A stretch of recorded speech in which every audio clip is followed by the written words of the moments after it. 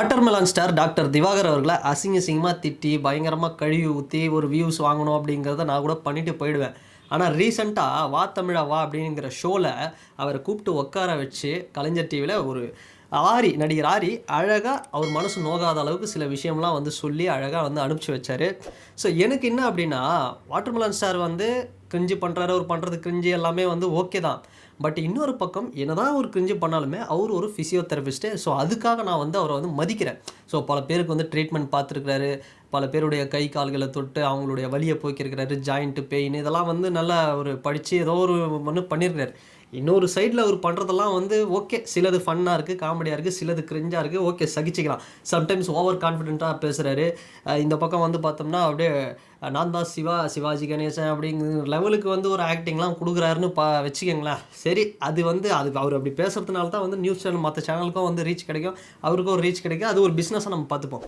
இதை தாண்டி நான் அவரை வந்து ரொம்ப மதிக்கிறேன். பட் எந்த இடத்துல எனக்கு அவர் மேலே வந்து ஒரு கோபம் அப்படின்னா, இந்த வீடியோவில் நான் ஒரு தம்பியாக ஒரு தாழ்மையான வேண்டுகோளாக நான் அவருக்கு சொல்கிறேன். எந்த இடத்துலனா, இப்போ ரீசெண்டாக கவினுடைய ஆவண கொலை நடந்து பார்த்தீங்களா, அந்த ஆணவ கொலை, ஹானர் கில்லிங்.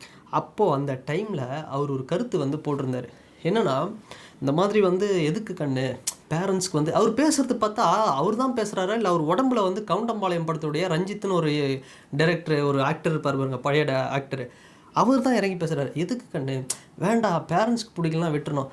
ப்ரோ, வரது ஒரு லவ்ன்றது அவங்க வந்து வேணும்னே பண்ணுறதில்ல ப்ரோ. நம்ம இப்படி பண்ணால் அப்படி பண்ணால் அதுவாக தானாக வந்து உருவான ஒரு விஷயம். அதே மாதிரி ரைட் டு லைஃப் அவங்க முடிவெடுக்க வேண்டியது அவங்க கையில் இருக்குது. இப்போ பேரண்ட்ஸ் வந்து ஒரு பிற்போக்குத்தனமாக வந்து சில விஷயங்களை சொல்லுவாங்க. நீ இத்தனை கோடி இத்தனை ஆயிரம் வந்து நீ இத்தனை லட்சம் வரதட்சணை வாங்குன்னா அதை நம்ம ஃபாலோ பண்ண முடியுமா? நீ போய் வரதட்சணை கொடுக்கலாம் வந்து டார்ச்சர் பண்ணி கொள்ளு அப்படின்னா அதை ஃபாலோ பண்ண முடியுமா? இது மாதிரி விஷயங்கள்லாம் நடந்துட்டு இருக்குல்ல. எல்லாத்துக்குமே வந்து பேரண்ட்ஸை வந்து கேட்டுட்டு இருக்க முடியாது ப்ரோ. சில விஷயங்கள் நம்ம எந்த பார்ட்னரோடு இருக்கணும், நம்ம வந்து கல்யாணம் பண்ணணுமா வேணாமா, லிவிங் ரிலேஷன்ஷிப்பில் இருக்கணுமா, இதெல்லாம் முடிவெடுக்க வேண்டியது நம்ம தான், ஒரு தனி மனிதனா. அதுக்கு தான் இந்திய அரசியலமைப்பு சட்டத்திலே வந்து இருக்குது. அதை விட்டுட்டு இவர் சொல்கிற சில விஷயம்லாம் வந்து ரொம்ப பிற்போக்குத்தனமாக இருந்தது. ஸோ அது நான் வந்து இந்த வீடியோவில் வந்து கண்டிப்பாக பேசி ஆகணும். நான் வந்து அவரை திட்டி பேசி வியூஸ் வாங்குறதுக்கெல்லாம் வரல. நான் ரொம்ப மதிக்கிறேன். நிறைய பேர் சொன்னாங்க, நான் போய் திவாகர் சார்கிட்ட வந்து நான் ஃபோட்டோ எடுத்திருக்கேன். பப்ளிக் பிளேஸில் ஒரு வாட்டி ரோஹிணி தேட்டருக்கு வந்தார், நான் எடுத்தேன். நிறைய பேர் சொன்னாங்க, டேய் இவன்லாம் ஒரு ஆளுன்னு.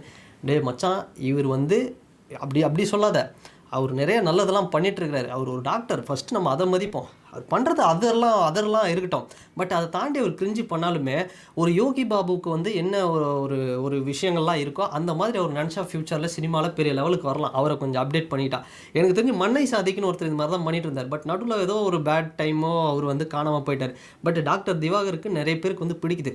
பட் அவர் பேசுகின்ற அந்த பிற்போக்குத்தனம், அது வந்து யாராக இருந்தாலும், அது நீங்கள் எந்த ப்ரொஃபஷன் டாக்டராக இருந்தாலும் சரி, எந்த இதுவாக இருந்தாலும் சரி, கேஸ்ட் அப்படிங்கிற ஒரு விஷயம், சாதி அப்படிங்கிறத நீங்கள் தூக்கி பிடிக்கிறீங்க. அது ஒரு அழகானது, அது ஒரு அவசியமானது.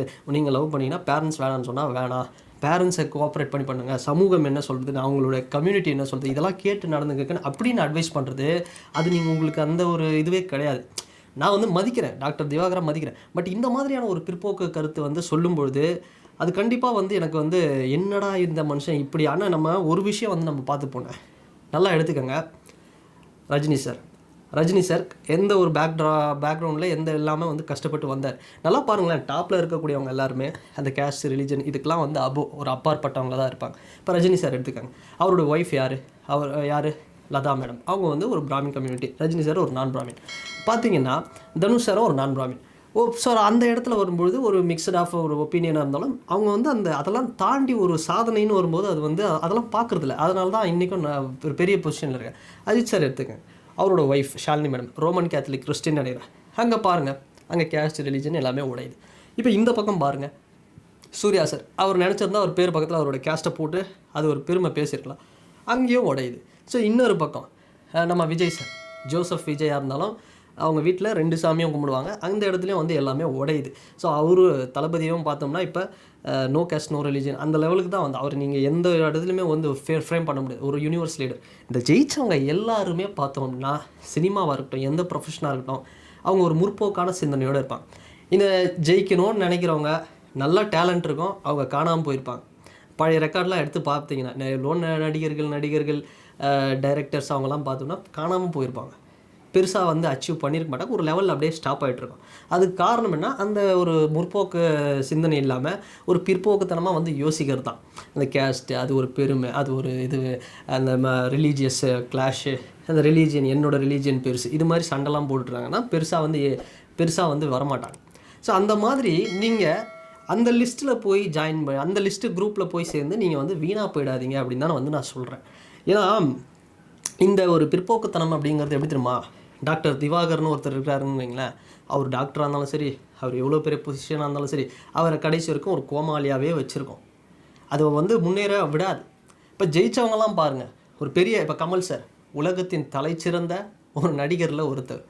எங்கே பிறந்தாருன்னு நம்ம பார்க்க வேண்டிய அவசியம் இல்லை. அவர் என்ன கம்யூனிட்டி, அவர் நினச்சிருந்தா அவர் வேறு மாதிரி இருந்திருக்கலாம். தூக்கி போடு, அதெல்லாம் வேணாம். சாதி தான் என்னுடைய முதல் எதிரி அப்படின்ற தளபதி விஜய், எல்லா மக்களும் அவருக்கு வந்து சப்போர்ட் பண்ணுறாங்க. என்ன சொல்கிறாரு, சாதி எனும் சாக்கடைங்க ஆறா மாதிரி ஓடுது இல்லை, மதவாதம் ஏறுதுமில்லை அப்படிங்கிற. ஸோ இதுதான் வந்து ஒரு முற்போக்கு சிந்தனைக்கு இதுதான் வந்து ஒரு மிகப்பெரிய ஒரு பரிசு, அப்படி இருக்கிறவங்களுக்கு கிடைக்கிற ஒரு பரிசு.